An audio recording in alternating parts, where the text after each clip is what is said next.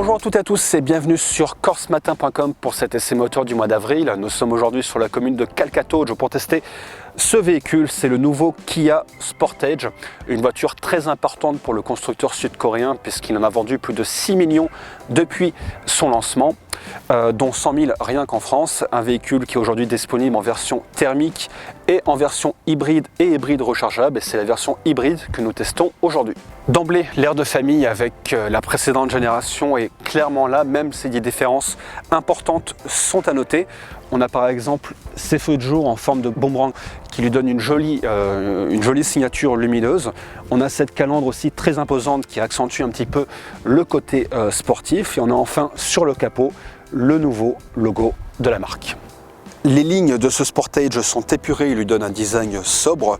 A noter que le véhicule partage la même plateforme qu'une autre voiture du même groupe, à savoir le Hyundai Tucson. Il fait 4,51 m de long, 1,86 m de large et enfin 1,64 m de haut.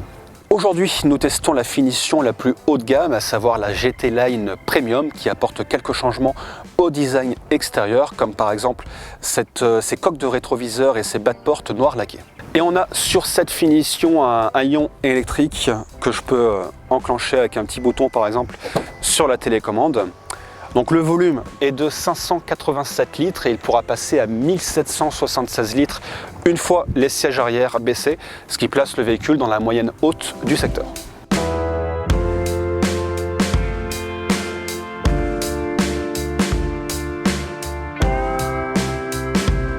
L'habitabilité à l'arrière est vraiment bonne, on a assez de place, que cela soit au niveau des jambes ou de la tête. On a également plusieurs équipements qui vont améliorer le confort des passagers. On a par exemple ici ce petit crochet sur l'appui-tête qui permettra d'accrocher une veste ou encore un sac. On a sur les sièges avant des prises USB de type C. On peut régler ici la climatisation. On a des sièges chauffants à l'arrière que l'on pourra activer avec un petit bouton situé sur la portière. Nous voilà dans l'habitacle de ce Sportage et la première impression que l'on a quand on rentre dedans, c'est vraiment qu'on a un aspect résolument premium. Sur cette finition, on a là ce double écran avec l'instrumentation qui est 100% digitale et l'écran de la commande centrale. Ils font tous les deux 12,5 pouces. C'est un écran qui est entièrement personnalisable. On a toutes les options de sécurité possibles et imaginables. On a là par exemple une caméra panoramique à 360 degrés pour vérifier les alentours du véhicule lorsqu'on fait une manœuvre. J'ai également, lorsque j'active le clignotant, une caméra sous chaque rétroviseur qui affiche ce qui se passe sur les côtés du véhicule. Donc on a également au niveau du volant une excellente ergonomie avec toutes les commandes qui tombent très facilement sous la main. Quelque chose de très sympathique, on peut activer ou désactiver l'aide au maintien dans la voie directement sur le volant, et ça c'est un plus parce que c'est vrai que sur la plupart des véhicules il faut souvent aller dans les menus pour s'occuper de cette option. Au niveau de l'ergonomie, toujours, on a quelque chose de très sympathique sur cette finition. On a là, sous l'écran, deuxième petite barre d'écran ici qui affiche là les différents raccourcis pour accéder à la radio, pour accéder à la caméra. Et si j'appuie sur ce petit bouton, j'accède à la climatisation. Donc voilà, c'est quelque chose qui peut faire un petit peu gadget, mais qui est vraiment un plus au niveau de l'ergonomie du véhicule. Au niveau de la connectique, on a ici une prise 12 volts pour brancher un allume-cigare. On a également une prise USB classique ainsi qu'une prise USB de type C. On a également un espace de chargement à induction. On peut fermer ce petit espace en appuyant ici. On a également sous la coudoir un espace de rangement. Là, on a deux petits porte-gobelets que l'on peut comme ça mettre en place en appuyant sur ces deux boutons. Et sur la commande centrale, évidemment les commandes de la boîte automatique, le fait de pouvoir allumer ou non le véhicule, et enfin les commandes pour gérer le siège et le volant chauffant. Et on a également un toit ouvrant avec ce petit pare-vent qui vient se mettre en place afin de limiter l'entrée de l'air dans le véhicule.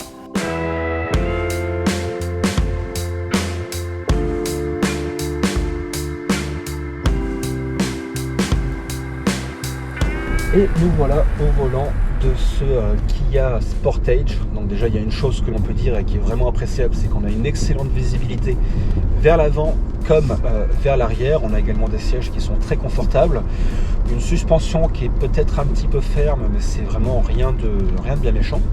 Donc la version que nous utilisons aujourd'hui est donc la version hybride qui développe une puissance de 230 chevaux. Elle existe en 4 roues motrices et en traction, c'est cette dernière que nous utilisons aujourd'hui. Donc elle a un moteur essence qui développe une puissance de 180 chevaux, couplé à un moteur électrique qui quant à lui développe une puissance de 60 chevaux. Et ce que l'on peut dire au niveau des sensations de conduite, c'est qu'elles sont vraiment très bonnes. C'est un vrai plaisir de conduire la voiture, la direction est très très précise. La voiture a également une très bonne tenue de route et elle prend assez peu de roulis malgré son gabarit. Donc c'est forcément quelque chose de bénéfique pour les personnes qui seront assises à l'arrière. Donc c'est une voiture qui de toute façon n'est pas faite pour une conduite sportive, c'est pour une conduite un petit peu tranquille, c'est plutôt une voiture familiale. Néanmoins, lorsqu'il s'agit d'accélérer, elle a du répondant et on a en plus un mode sport qui permet donc de booster un petit peu ses performances. Donc au niveau de l'hybridation, la batterie se recharge lorsqu'on freine ou lorsque la voiture décélère. Et la voiture reste en mode électrique jusqu'à ce qu'on atteigne les 50-60 km/h et à partir de là c'est le moteur thermique qui va prendre le relais. À ce niveau là, il faut d'ailleurs noter qu'on a une excellente insonorisation à bord du véhicule.